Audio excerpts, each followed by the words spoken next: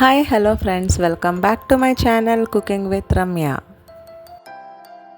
ಇವತ್ತಿನ ರೆಸಿಪಿ ಏನಂದರೆ butter chicken. ಇದನ್ನು ರೆಸ್ಟೋರೆಂಟ್ ಸ್ಟೈಲಲ್ಲಿ ತುಂಬಾ ಈಸಿಯಾಗಿ ಹಾಗೆ ಕ್ವಿಕ್ಕಾಗಿ ಹೇಗೆ ಮಾಡೋದು ಅಂತ ನೋಡೋಣ. ಈ ಬಟರ್ ಚಿಕನ್ ದೋಸೆ, ಚಪಾತಿ, ನಾನ್, ಕುಲ್ಚಾ, ರೋಟಿ ಮತ್ತು ಗೀ ರೈಸ್ ಎಲ್ಲದಕ್ಕೂ ಒಳ್ಳೆ ಕಾಂಬಿನೇಷನ್ ಆಗುತ್ತೆ. ಮೊದಲಿಗೆ ನಾನಿಲ್ಲಿ 1 kg ಅಷ್ಟು ಸ್ಕಿನ್ ಔಟ್ ಆಗಿರೋ ಅಂಥ ಬಾಯ್ಲರ್ ಚಿಕನ್ನ ಅರಶಿನದ ಪುಡಿ ಹಾಕಿ ಚೆನ್ನಾಗಿ ತೊಳ್ಕೊಂಡು ಬಂದಿದ್ದೀನಿ.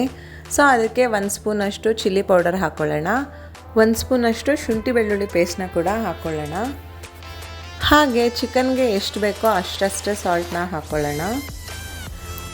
ಹಾಗೆ ಒಂದು ಅರ್ಧ ಬೌಲಷ್ಟು ಮೊಸರು ಕೂಡ ಹಾಕ್ಕೊಳ್ಳೋಣ.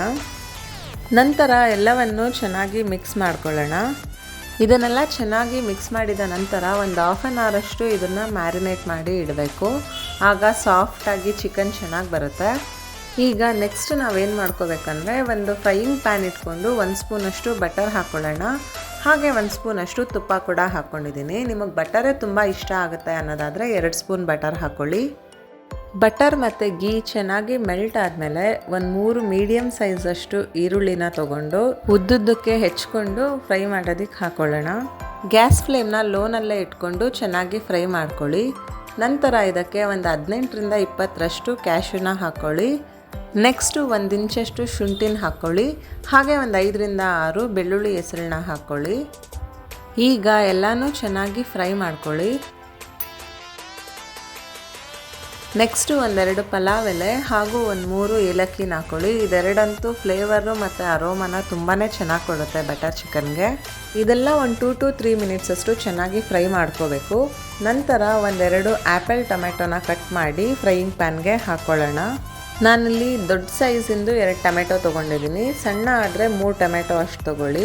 ಮತ್ತು ನಾಟಿ ಟೊಮೆಟೊ ತೊಗೊಳಕ್ಕೆ ಹೋಗ್ಬೇಡಿ. ಆ್ಯಪಲ್ ಟೊಮೆಟೊದು ಟೇಸ್ಟ್ ಚೆನ್ನಾಗಿ ಬರುತ್ತೆ, ಅದನ್ನೇ ಯೂಸ್ ಮಾಡ್ಕೊಳ್ಳಿ. ಇದನ್ನು ಕೂಡ ಒಂದು 2 ಮಿನಿಟ್ಸ್ ಅಷ್ಟು ಚೆನ್ನಾಗಿ ಫ್ರೈ ಮಾಡ್ಕೋಬೇಕು, ಸಾಫ್ಟ್ ಆಗೋ ಥರ. ನೆಕ್ಸ್ಟ್ ನಾವು ಇದಕ್ಕೆ 1 ಸ್ಪೂನಷ್ಟು ರೆಡ್ ಚಿಲ್ಲಿ ಪೌಡರ್ನ ಆ್ಯಡ್ ಮಾಡ್ಕೋಬೇಕು. ಹಾಗೆ ಸ್ವಲ್ಪ ಕೊತ್ತಂಬರಿ ಸೊಪ್ಪು. ಚಿಲ್ಲಿ ಪೌಡರ್ ನಾನಿಲ್ಲಿ ಕಾಶ್ಮೀರಿ ಚಿಲ್ಲಿ ಪೌಡರ್ ಯೂಸ್ ಮಾಡಿದ್ದೀನಿ. ಸೊ ಅದು ಕಲರ್ ಚೆನ್ನಾಗಿ ಕೊಡುತ್ತೆ. ಕೊತ್ತಂಬರಿ ಸೊಪ್ಪು ಅಷ್ಟೇ, ನಾನಿಲ್ಲಿ ನಾಟಿ ಕೊತ್ತಂಬರಿ ಸೊಪ್ಪು ಯೂಸ್ ಮಾಡಿದ್ದೀನಿ. ಅದು ಟೇಸ್ಟ್ ಚೆನ್ನಾಗಿ ಕೊಡುತ್ತೆ. ಸೊ ಇದೆಲ್ಲ ಸ್ವಲ್ಪ ಸಾಫ್ಟ್ ಆದಮೇಲೆ ಒಂದು ಅರ್ಧ ಬೌಲಷ್ಟು ನೀರನ್ನ ಹಾಕ್ಕೊಂಡು 5 to 6 ಮಿನಿಟ್ಸ್ ಅಷ್ಟು ಚೆನ್ನಾಗಿ ಫ್ರೈ ಮಾಡ್ಕೋಬೇಕು. ಇದರಲ್ಲಿ ಹಾಕಿರೋ ಅಂಥ ಟೊಮೆಟೊ, ಈರುಳ್ಳಿ, ಕ್ಯಾಶ್ಯೂ, ಕೊತ್ತಂಬರಿ ಸೊಪ್ಪು ಎಲ್ಲ ಮಸಾಲೆಗಳು ಚೆನ್ನಾಗಿ ಕುಕ್ ಆಯಿತು ಅಂದರೆ ಗ್ರೇವಿ ಚೆನ್ನಾಗಿ ಬರುತ್ತೆ. ನೋಡ್ತಾ ಇರ್ಬೋದು, ಈಗ 5 ಮಿನಿಟ್ಸ್ ಅಷ್ಟು ಆಗಿದೆ. ಸೊ ಟೊಮೆಟೊ, ಈರುಳ್ಳಿ ಎಲ್ಲ ಚೆನ್ನಾಗಿ ಸಾಫ್ಟ್ ಆಗಿದೆ. ಸೊ ಈ ಮಸಾಲೆ ಎಲ್ಲ ಚೆನ್ನಾಗಿ ಕೂಲಾದ ನಂತರ ನಾವು ಒಂದು ಮಿಕ್ಸಿ ಜಾರ್ಗೆ ಎಲ್ಲ ಮಸಾಲೆನೂ ಟ್ರಾನ್ಸ್ಫರ್ ಮಾಡ್ಕೋಬೇಕು. ಈ ಮಸಾಲೆನೆಲ್ಲ ಚೆನ್ನಾಗಿ ಫೈನ್ ಪೇಸ್ಟ್ ಮಾಡ್ಕೋಬೇಕು. ಆಗ ಗ್ರೇವಿ ಚೆನ್ನಾಗಿ ಬರುತ್ತೆ. ಇದ್ರ ಜೊತೆ ಸ್ವಲ್ಪ ನೀರನ್ನು ಕೂಡ ಆ್ಯಡ್ ಮಾಡಿಕೊಂಡು ಚೆನ್ನಾಗಿ ಫೈನ್ ಪೇಸ್ಟ್ ಮಾಡ್ಕೊಳ್ಳಿ. ಈಗ ನೋಡ್ತಾ ಇರ್ಬೋದು, ಮಸಾಲೆನೆಲ್ಲ ಫೈನ್ ಪೇಸ್ಟ್ ಮಾಡಿಟ್ಕೊಂಡಿದ್ದೀನಿ. ನೋಡಿ, ಇಷ್ಟಿದ್ರೆ ಸಾಕು. ನಂತರ ಒಂದು ಫ್ರೈಯಿಂಗ್ ಪ್ಯಾನ್ನ ಇಟ್ಕೊಂಡು 1 ಸ್ಪೂನಷ್ಟು ಬಟರ್ನ ಹಾಕ್ಕೊಂಡಿದ್ದೀನಿ. ಹಾಗೆ ಒಂದು 2ರಿಂದ 3 ಸ್ಪೂನಷ್ಟು ಕುಕ್ಕಿಂಗ್ ಆಯಿಲ್ನ ಕೂಡ ಹಾಕ್ಕೊಂಡಿದ್ದೀನಿ. ಇದು ಸ್ವಲ್ಪ ಬಿಸಿಯಾದ ನಂತರ ನಾವು ಮ್ಯಾರಿನೇಟ್ ಮಾಡಿಟ್ಕೊಂಡಿದ್ವಲ್ಲ ಆ ಚಿಕನ್ನ ಹಾಕ್ಕೊಂಡು ಚೆನ್ನಾಗಿ ಫ್ರೈ ಮಾಡ್ಕೋಬೇಕು. ಗ್ಯಾಸ್ ಫ್ಲೇಮ್ ತುಂಬ ಲೋನು ಬೇಡ, ಹೈಯೂ ಬೇಡ, ಹೀಗೆ ಮೀಡಿಯಮ್ ಆಗಿಟ್ಕೊಂಡು ಚೆನ್ನಾಗಿ ಫ್ರೈ ಮಾಡ್ಕೋಬೇಕು. ನೋಡಿ, ಚಿಕನ್ನ ಫ್ರೈ ಮಾಡೋ ಅಂಥ ಟೈಮಲ್ಲಿ ನಾವು ಮ್ಯಾರಿನೇಟ್ ಮಾಡಿದ್ದಂತಹ ಚಿಕನ್ನಲ್ಲಿ ಸ್ವಲ್ಪ ನೀರು ಬಿಟ್ಕೊಳ್ಳುತ್ತೆ. ಸೊ ಆ ನೀರೆಲ್ಲನೂ ಚೆನ್ನಾಗಿ ಅಬ್ಸಾರ್ಬ್ ಆಗೋ ಥರ ಕುಕ್ ಮಾಡಿಕೊಂಡು ಫ್ರೈ ಮಾಡಬೇಕು. ಪ್ಯಾನ್ದು ಲಿಡ್ನ ಕ್ಲೋಸ್ ಮಾಡಿ ಮಿನಿಮಮ್ 10 to 15 ಮಿನಿಟ್ಸ್ ಅಷ್ಟು ಕುಕ್ ಮಾಡ್ಕೋಬೇಕು. ನೋಡಿ, ಇದರಲ್ಲಿರೋ ಅಂಥ ವಾಟರ್ ಎಲ್ಲ ಆಲ್ಮೋಸ್ಟ್ ಅಬ್ಸಾರ್ಬ್ ಆಗಿದೆ.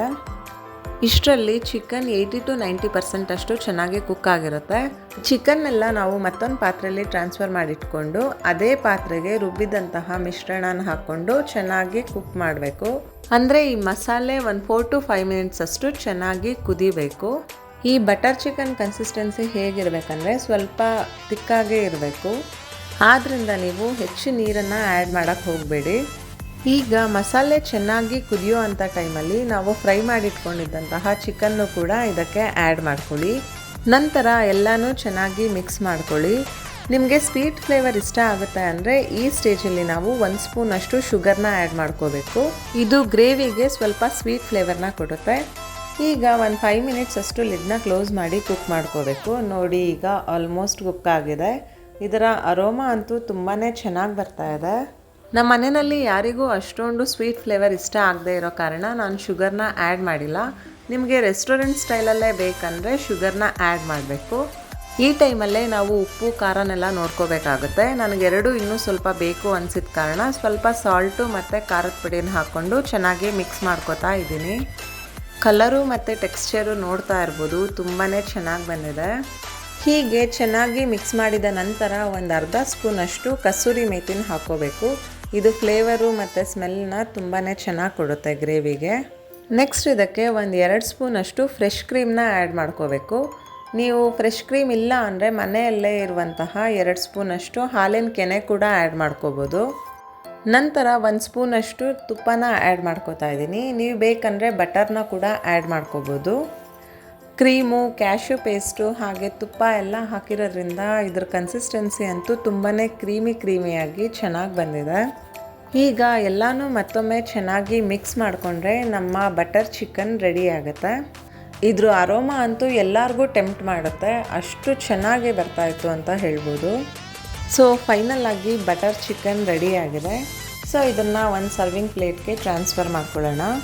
ಬಟರ್ ಚಿಕನ್ಗೆ ಆಲ್ಮೋಸ್ಟ್ ಎಲ್ಲರೂ ಬೋನ್ಲೆಸ್ ಚಿಕನ್ನ ತೊಗೋತಾರೆ, ಆದರೆ ನಾನಿಲ್ಲಿ ಬೋನ್ ಇರೋ ಅಂಥ ಚಿಕನ್ನೇ ತೊಗೊಂಡಿದ್ದೀನಿ. ಇದ್ರ ಟೇಸ್ಟ್ ಕೂಡ ತುಂಬಾ ಚೆನ್ನಾಗಿ ಬಂದಿತ್ತು.